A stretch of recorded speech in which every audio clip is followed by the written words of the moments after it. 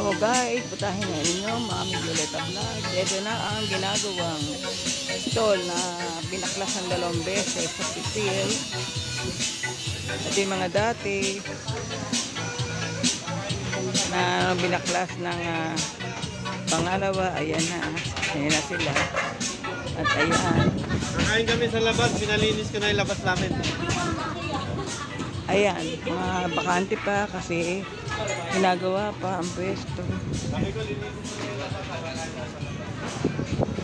Yung iba nakapwesto na yung mga magbabawoy. Ito ang yari na. Ang nayari na pwesto ng Pitil na meron ng kahoy, pintura. Iba wala pang pwesto.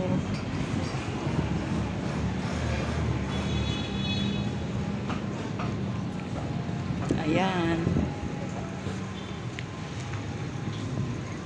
Naalala nyo yun ng pangalawang baklas, nag-flashing out sila. Ayan, niyari na, kapintura na, kahoy na, meron ng bubong. Yung iba, nakapwesto na, magbababoy. Ayan. Okay, thanks for viewing Mami Violeta Vlogs. Putahin ang ina nyo. Bye!